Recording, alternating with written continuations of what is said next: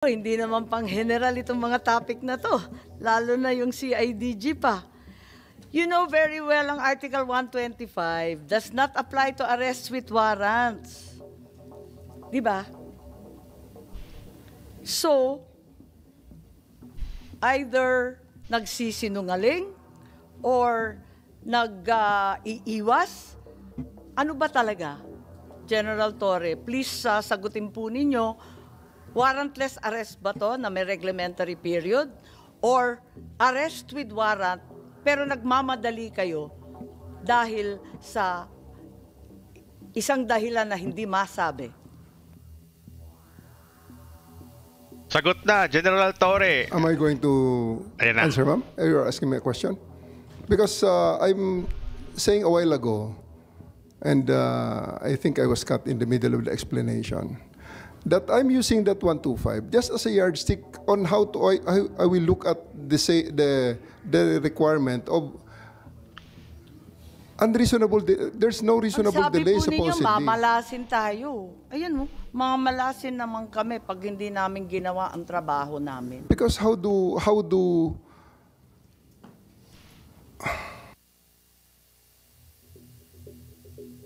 Hirap.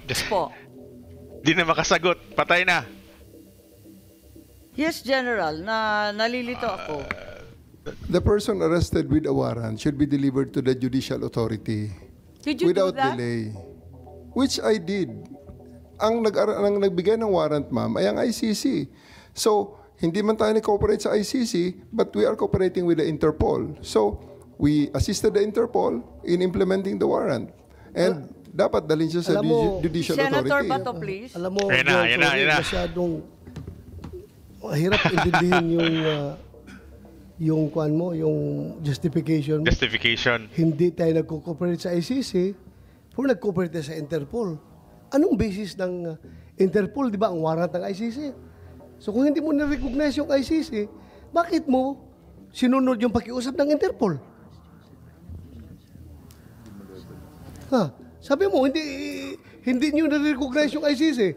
Sir, for that Bakit mo question, sinunod yung request ng Interpol na napakadali na naman sabihin mo na, sorry, Interpol, we cannot implement that because we do not recognize the jurisdiction of ICC over this country. Sir, may I?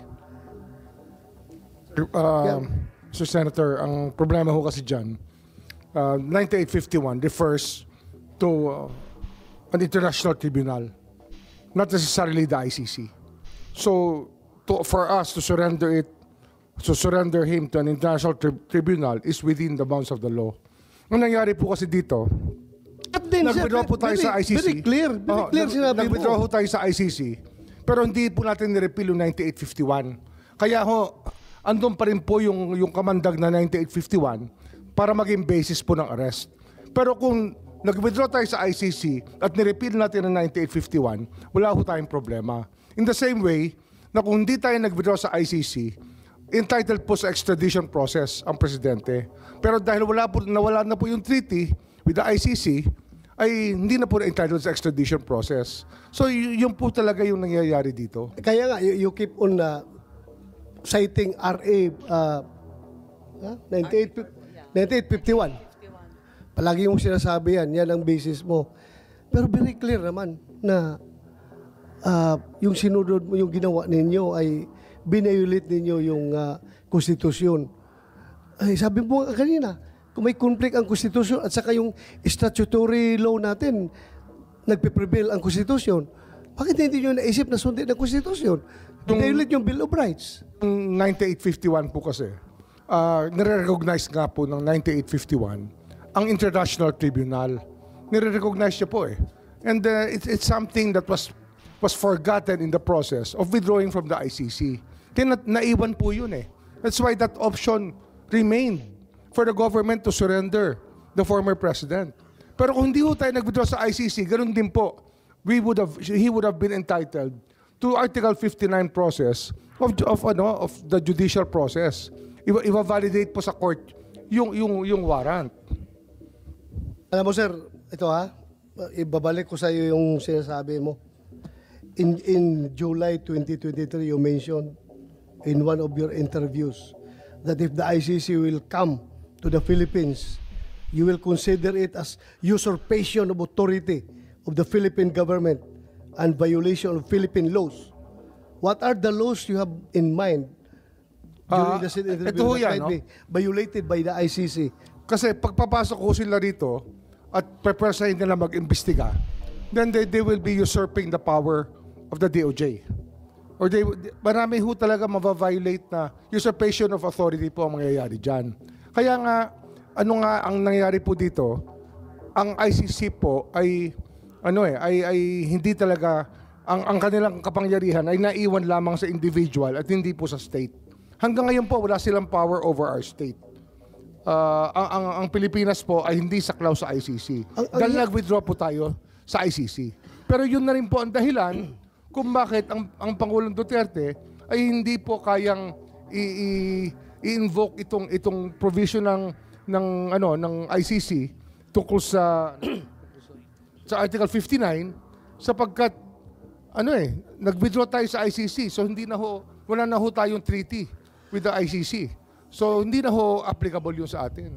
Alam mo sir, ikaw pilit mong hinihiwalay, Madam Chair, yung tao at saka yung state. 'Di ba? Hinihiwalay mo palagi. Opo. Kasi may ICJ po eh. Can you define Kasi the ang state? ICJ po for the state. Sandali na sir. What is a state? Ano ang elements ng state? 'Di ba? Ang element ng state is territory, people, sovereignty, ano yung pang-apat? Government. Oh. So yan ang state. Ngayon, bakit mo ihiwala yung population? Individual. Diyan sa Kasi state na yan. wala hong power over government walang state natin. kung walang population. Wala hong power ang ICC over our government. O kaya Kasi nga hindi na ho tayo, wala na ho tayong treaty eh. Over our state. Kasi nag-withdraw po si President Duterte sa ICC na wala na po ang pwede nilang gamitin na kinakailangan pong dumaan po sa korte dahil nga may treaty. Kaya nga hindi ma-invoke ang extradition eh. Yung nga ho yung naging dilema rito. Yung naging gamot ay naging problema. Bakit mo sinurrender kung hindi nga ma-extradite? Isurrender mo May pa. warrant of arrest po eh. May warrant of arrest po over the individual. Sabi mo naman, hindi natin recognize yung jurisdiction ng ICC. Kung mag-issue sila ng warrant, bakit mo i-implement? Alam niyo ho, we belong to a community of nations and mahirap na pong talikuran ng ating responsibilidad sa community of nations, especially that we have embraced international humanitarian law through Republic Act 9851. Mahirap, Madam Chair. Balikan na lang natin si General Torre. Ay na. Kung okay, Senator Bato. Yes. Balikan natin kasi yung arrest with a warrant, you know very well na arrest with warrant yung sinasabi ninyo. Alin ba talaga, arrest with warrant o warrantless arrest? Asa na ba tayo? Nalito na ako. Di ko na We have a warrant, masundan ma'am. Sorry? We have a warrant. You have a warrant. But nevertheless, meron kayong sinasabing reglementary period. Ma'am, I'm just using it as a yardstick to define yung requirements sa arrest with warrant na delivery of the arrested person to the judicial authority na nag-issue ng warrant without undue delay. But in reality po, that yardstick does not exist. Yes, of course, ma'am. Kasi wala naman deadline pag meron kang warrant, di ba? I should have delivered him earlier, ma'am, actually, kung tutuusin. Oh, Kung Bakit hindi, lang ako, earlier ma'am, pa? kung hindi ako hinadlangan, ma'am, dapat nadala na kaagad yun sa eroplano. ganun ba? Yes, ma'am. Ilan ang aarestuhin ninyo? Isa lang naman, ma'am. E.S. Medialdea, Isa lang naman, ma'am. sino-sino pa, si Attorney Delgra. What's the real reason then? Kung hindi naman, sinabi ninyo, hindi naman talaga warrantless arrest. Wala naman talagang reglementary period. May warrant kami galing ICC. What's the reason for the rush to The Hague na hindi man ninyo madala sa isang husgadong Pilipino? As to the nuances of orders higher than Wala namang order sa time limit eh. on the Ang orders sabi given lang, to me. i-aresto, di ba? Yes, ma'am. Wala namang sinasabi ngayon na, now na. Meron bang ganon? I just, executed the orders given to me, which is to arrest him and bring him to the plane that will bring him to the Hague, Hindi ma'am. pa rin yan ang dahilan kung bakit kayo nagmamadali. Ang taas-taas ng blood sugar ng tao, may edad na. Nakikita naman na hilong-hilo na, natulog nga. Ba't nagmamadali-dalin sa Hague yan? Nadali na ninyo arestado na ninyo Ba't pa ninyong pinipilit na bumiyahe na kaagad-agad? What's the real reason? Kasi kung talagang reglementary period does not apply, yardstick lang, ano talaga yung totoong rason at wala nang iba? Di sana sinabi nyo nung unang pagdinig, malinaw naman na lahat ng simula noong unang pagdinig hanggang ngayon, pilit ninyong iniiwasan, sumagot ng totoo. Ano ba talaga yung dahilan na nagmamadali kayo? Ayan na, guys. Ayan na yung sagot dyan. Nagmamadali sila. Atat na atat. At syempre, dahil nga may utos alam niya natin kung sino nag-utos talaga dyan. Yung boss niya, di ba? So, ayun guys. Thank you so much. Tuloy pala natin. Mag-thank you na sana ako. Anyway, yeah, let's continue guys. Ma'am, I will reiterate my answers a while ago. The position that my mission is just bring him to the plane that will bring him to the Hague. As to the rush, if you consider it as rush, It is a I rush. am not in Kasi the I am dapat not privy. dadalhin pa yan sa husgado, di ba? That is your that is the No, that is the law, sir. If that is the impression that was delivered to you, ma'am, ang sa akin lang is those are beyond my competence to answer. Kung sa tingin niyo rush yan, it's not rush. It's something that I have to do na talagang isakay lang sa plane because that is the order that was given to me.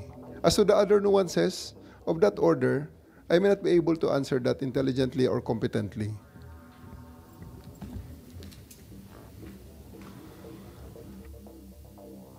Yes, baka may maidagdag si Ambassador Lacanilaw. Dahil nandun din kayo, may nakita ba kayo na dahilan kung bakit kailangan pumunta sa The Hague? Total, kayo ang madalas pumunta sa abroad at kinatawan ng Pilipinas. May dahilan ba kung bakit nagmamadali tayo? Hindi po ako hindi po ako aware o competent para sagutin po yung ganon. Kasi ang sa akin naman ho, ang naging role ko lang yung nung nag-volunteer ako na samahan si former President Muta ICC.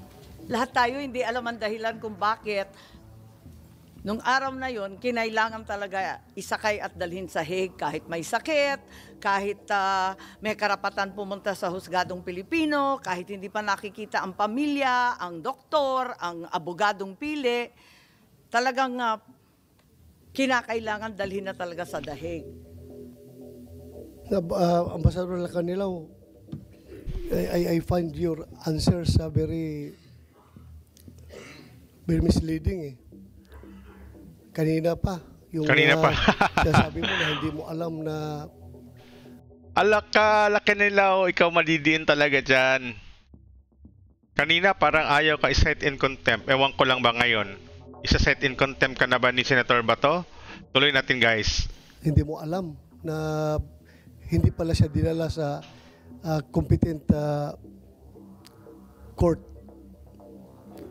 competent judicial authority. Hindi mo alam. Hanggang ngayon, hindi mo pa rin alam. Sagot. I'm giving you a chance. Opo, ano po yung Mr. Senator ko, ano po yung nabanggit ko kanina? Yun po. Nandoon ka the whole time, galing sa tube hanggang doon sa Villamor. Nandoon ka. Hindi mo rin alam, hindi mo pa rin alam na hindi siya dinala sa judicial authority. Yes, Mr. Senator.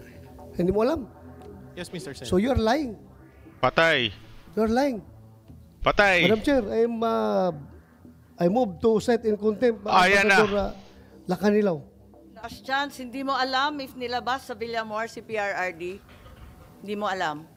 Hindi po, Madam Chair. Okay, there's a motion to cite you in contempt. I have to affirm. There being no contrary motion, we uphold the motion to cite Ambassador Marcos Lacanilaw in contempt. Thank you, Madam Chair. I'm giving you the chance already kanina. Sabi ko nga, ayaw namin gamitin yung power to contempt dito, to cite in contempt, pero halata na nagsinungaling ka. Nasa dokumento harap-harapan na po. Mahirap naman yung ganito, konting respeto po. Ma'am, again, may I clarify again, please? Ma'am, it's an extradition form. That's why the questions are not answerable by another jurisdiction, but not our jurisdiction.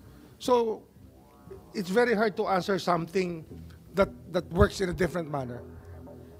Hindi nga sir, ang tinatanong namin sa kanya is kung nandun mo siya the whole time, hindi man niya, alam niya na hindi dinala si President Duterte sa isang competent court. Tapos sabihin niya, hindi niya alam. Kaya ho Siya nga nag-suffice. nagsabi na siya nag-oversee sa operation. Tapos hindi niya alam na kung dinala o hindi. I hope we can reconsider the contempt citing because, sir, kaya ho nag-suffice a certification of Kanina pa Prosecutor kami General. nagre-reconsider, Secretary Boying. at Pero saka kaya ho naghanap nag-suffice po namin. sa ICC, kaya tinanggap nila yung certification po ng DOJ is because under their system of government, under the system of the ICC, ang prosecutor is competent judicial authority. That's why it's very foreign to Ambassador Lacanilao. Hindi naman ho madaling malaman yan until ho pinaliwanag yan ni Justice Ascuna sa atin. Ay, na hindi naman- magkaiba po talaga Hindi naman ang pagtingin. Hindi naman kailangan maliwanagan national. Sabi naman national ang liwanag naman po nun. Balikan na lang natin si General Torre. General Torre, ano ba talaga yung dahilan kung bakit nagmamadali? Sinabi mo na hindi naman Madam Chair, warrantless arrest. you have ruled already the citing in contempt. Thank you, Madam Chair. Madam Chair, if Yes, you may... the ambassador is cited in contempt. I'm sorry. Yes, Patay General ka Torre, dyan. please, we'd like you to be a little bit more forthright and straightforward. What was the real reason for the rush? You yourself said this was Woo! Grabe tong hearing na to, guys. Napaka-exciting. Napaka-exciting. Are you enjoying watching this, guys? Tuloy pa ba natin to, guys? Ayun, thank you so much panonood. And yeah, please do subscribe, guys. Thank you so much. Let's continue watching, guys. an arrest with a warrant. Therefore, no reglementary period as articulated by Article 125 applies. Bakit kayo nagmamadali? Eto nga, may sakit yung tao. Ma'am, I don't have that impression na nagmamadali ako. I waited for 12 hours. I worked for 12 hours to make sure that he boards on the plane. Yung purpose namin is to bring him to the plane because that's the order. That's my order and that's my mission. So, Who gave hindi you the ako order? Sir, Patay. Who give you the order? the Chief of the Philippine National Police, sir. The Chief PNP. Patay. You are giving orders to the CIDG. Who gave you that order? Sir, I'll invoke my executive privilege. Bakit executive privilege po? Executive Paano naging privilege. executive privilege po? Sagot. Nangyari na, tapos na Sino nag-order Ano ho yung tanong, ma'am? po? Can I know the question? Kasi before we continue, ma'am, I'd like to ask for the consideration of the body because can we have a 2 minutes break so I can just whisper it to you? I'll give you the break very, very shortly. But in the meantime, can we just finish? Oo, tapusin lang po natin tapos mag-break po tayo. Ayun na, pa-break na sila. Yes, So, Senator Bato, please. May wait lang. tinatanong yata siya kay Chief PNP. At ito ay may kinalaman sa chain of command lang naman. Pakaliwanag. Sinabi na naman ni DOJ. That's executive privilege po. Basta usapan na po within the executive department. Hindi na ho namin pwedeng ilabas dito. I think those matters are matter of executive privilege. Maliwanag The decision-making process of the executive department, especially on the top level, kasama na po kami, ay executive privilege. But I have gone as far as saying, I gave the clearance. Clearance, but not the order. Well, it can be interpreted both ways, sir. Well, klaruhin natin, sir. You gave the order or you gave the clearance I gave the clearance to the SILG. to the SILG? Yes. So meaning the SILG was the one who gave the orders to the Chief PNP? Well, that's why we are citing executive privilege because we do not want to be drawn into this long discussion. Yes, I'm sorry it's so long, but it's also because certain witnesses have been so evasive.